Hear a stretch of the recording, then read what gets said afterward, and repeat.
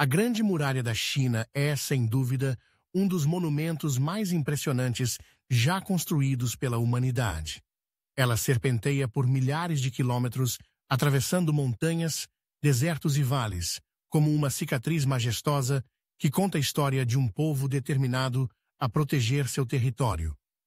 Construída ao longo de séculos, desde o século 7 a.C., a muralha serviu como uma barreira defensiva contra invasões de povos nômades vindos do norte, especialmente dos mongóis e Xiongnu. Mas sua função foi muito além de uma simples fortificação militar. Ela também simboliza a força, a perseverança e a engenhosidade do povo chinês. Caminhar pela Grande Muralha é como viajar no tempo. Seus tijolos carregam marcas de batalhas, de trabalhadores que ali deram suas vidas, de imperadores que sonharam com uma China unificada e forte. Em alguns trechos, a muralha se ergue intacta, com torres de observação e parapeitos que oferecem vistas deslumbrantes das paisagens ao redor. Em outros, está desgastada pelo tempo e pela natureza, mas mesmo assim mantém sua imponência e seu mistério. Não importa o ponto de partida, seja em Badaling, Mutianyu ou Jinshanling, cada trecho revela um capítulo diferente da história chinesa. Ao norte, Pequim, a capital vibrante da China, está intrinsecamente conectada à história da muralha. Entre os muitos tesouros da cidade está a Praça da Paz Celestial, a Cidade Proibida e o Templo do Céu. Todos eles testemunhas silenciosas de séculos de dinastias, revoluções e transformações. Pequim é uma cidade de contrastes, onde o antigo e o moderno convivem lado a lado. Das ruelas tradicionais, os hutongs, onde o tempo parece ter parado, aos arranha-céus reluzentes que apontam para o futuro, a cidade pulsa com energia e tradição. Explorar Pequim é mergulhar em um universo de sabores, sons e cores. Os mercados fervilhantes, com suas bancas de especiarias, chás e iguarias exóticas, convidam os visitantes a experimentar delícias como o pato laqueado, os bolinhos recheados e o chá de jasmim. Nos parques, os moradores praticam tai chi ao amanhecer, enquanto crianças brincam sob o olhar atento dos avós. À noite, as luzes da cidade iluminam templos milenares e avenidas largas, criando uma atmosfera única e envolvente.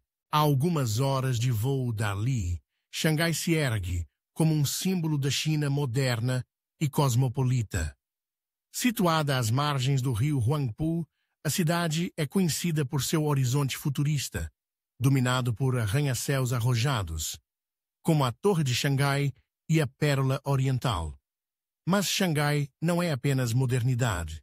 Seu passado colonial ainda é visível no Bund, a famosa avenida à beira-rio, onde edifícios históricos em estilo europeu contrastam com a arquitetura contemporânea do outro lado do rio. Xangai é uma metrópole que nunca dorme. Aqui, a vida pulsa 24 horas por dia, com restaurantes, lojas e mercados abertos até altas horas. Os bairros de Xintiandi e Tianzifang são exemplos perfeitos desse dinamismo, combinando tradição e inovação em ruas estreitas, repletas de galerias de arte, cafés charmosos e boutiques exclusivas.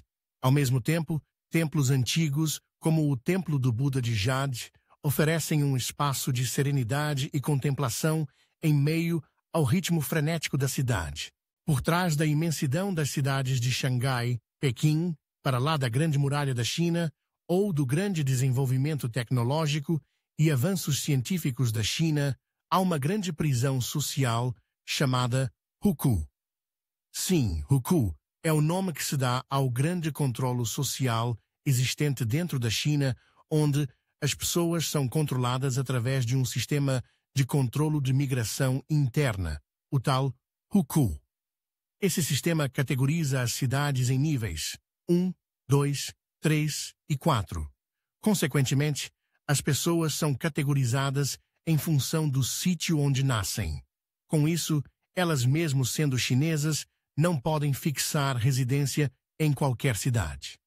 Entenda, o sistema hukou é uma das estruturas mais características e decisivas da sociedade chinesa contemporânea. Criado em 1958, o hukou é um registro nacional de domicílio, similar a um sistema de censo, mas com consequências muito mais profundas e duradouras sobre a vida dos cidadãos chineses. O objetivo original era controlar o fluxo de pessoas entre as áreas rurais e urbanas, proteger os recursos limitados das cidades e implementar políticas econômicas específicas de cada região. Na prática, o hukou funciona como uma designação oficial do local de residência e, em muitos aspectos, do status social de cada cidadão. Ele categoriza toda a população em duas grandes categorias, urbano e rural.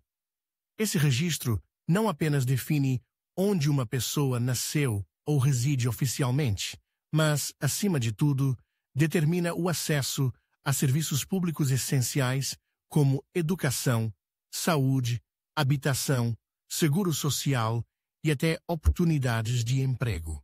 O impacto do hukou é sentido desde o nascimento. Crianças nascidas em localidades urbanas, especialmente em grandes cidades como Pequim ou Xangai, têm acesso a escolas com melhor infraestrutura, professores mais qualificados e oportunidades acadêmicas superiores. Por outro lado, crianças de hukou rural geralmente enfrentam escolas com menos recursos, currículos restritos e limitações significativas para progresso educacional. Essa divisão também ocorre no acesso à saúde. Residentes com hukou urbano podem usufruir de hospitais modernos e assistência médica avançada, enquanto os portadores de hukou rural muitas vezes dependem de pequenas clínicas com equipamentos antigos e profissionais menos qualificados. Mesmo que um indivíduo do campo se mude para a cidade, ele continua vinculado ao seu hukou rural, enfrentando sérias restrições para acessar direitos básicos. Nas últimas décadas, com o impressionante crescimento econômico da China e a urbanização acelerada, milhões de trabalhadores migraram das áreas rurais para as cidades em busca de empregos melhores. Contudo, devido às regras rígidas do sistema hukou, esses migrantes urbanos acabam, em muitos casos, pertencendo à chamada segunda classe urbana. Sem hukou urbano, são frequentemente excluídos de escolas públicas, hospitais, seguros sociais e projetos habitacionais, apesar de já constituírem a base da força de trabalho das cidades. Esse quadro gera grandes desafios sociais e, mesmo com o desenvolvimento, acentua a desigualdade. Muitos trabalhadores migrantes acabam vivendo em bairros improvisados com moradias precárias e seus filhos frequentam escolas específicas para migrantes com padrão inferior. Estima-se que dezenas de milhões de crianças, chamadas de crianças deixadas para trás, permanecem nas zonas rurais, separadas dos pais que trabalham nas cidades, porque levá-las junto implica a exclusão dos sistemas urbanos de ensino e saúde. O governo chinês, consciente dessas disparidades, implementou nos últimos anos medidas para flexibilizar o sistema hukou. Algumas cidades de porte médio reduziram as exigências para a concessão do registro urbano, permitindo que migrantes mais qualificados, empresários ou proprietários de imóveis possam transferir seu hukou. Também foram criados projetos piloto de unificação de sistemas rural e urbano em algumas regiões. Contudo, a mudança estrutural ainda é lenta, especialmente nas metrópoles mais ricas e populares, onde a competição por recursos é intensa. Os impactos sociais do hukou são múltiplos e profundos, afetando a mobilidade social, perpetuando desigualdades intergeracionais e influenciando todo o tecido da sociedade. Essa barreira institucional limita as possibilidades das famílias rurais de ascenderem socialmente, perpetuando ciclos de pobreza. Ao mesmo tempo, cria tensões urbanas, com um contingente de trabalhadores essenciais, porém marginalizados, o que pode desencadear insatisfação social. Um exemplo bastante ilustrativo é o da educação universitária. Mesmo que um estudante rural se destaque academicamente, ele enfrenta uma concorrência e critérios de admissão muito mais duros para ingressar em universidades de cidades de elite, comparado aos seus colegas urbanos.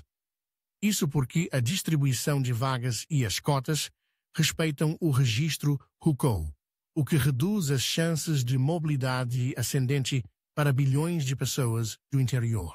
Ademais, o Hukou tem impacto na posse de imóveis e na obtenção de créditos bancários. Comprar uma casa em uma cidade grande sem o Hukou local pode ser impossível ou muito caro, pois muitos programas de financiamento e benefícios fiscais são reservados aos residentes oficialmente registrados. Isso restringe o acesso à moradia digna e dificulta a estabilidade das famílias migrantes. O sistema também influencia questões de previdência e seguro-saúde. Os trabalhadores sem Hukou urbano muitas vezes não podem participar dos sistemas locais de previdência e saúde, ficando expostos a maiores riscos em caso de doenças ou acidentes. Isso os obriga, em muitas situações, a retornar para suas regiões de origem caso precisem de apoio médico ou aposentadoria. Do ponto de vista econômico, o Hukou é um dos motores que permitem à China manter salários baixos nas cidades, já que muitos migrantes aceitam trabalhos mal pagos e com poucos direitos. No entanto, esse modelo também traz desafios futuros, pois as cidades dependem desse grupo para continuar crescendo e inovando, tornando urgente a necessidade de integrar esses cidadãos plenamente à vida urbana. Em resumo, o Hukou é muito mais que um simples registro administrativo. Ele modela quem as pessoas podem se tornar, onde podem viver, trabalhar, estudar e prosperar, e até se casar. Por exemplo, um homem de uma cidade do tipo 4 jamais sonhará casar-se com uma mulher da cidade do tipo 1. Reflete os dilemas de uma sociedade que busca conciliar avanços econômicos monumentais com a necessidade urgente de justiça social e coesão. Conhecer o Hukou é fundamental para compreender não só a história, mas os desafios e esperanças do povo chinês no presente e no futuro. Muito obrigado e fique atento ao próximo vídeo. Até breve.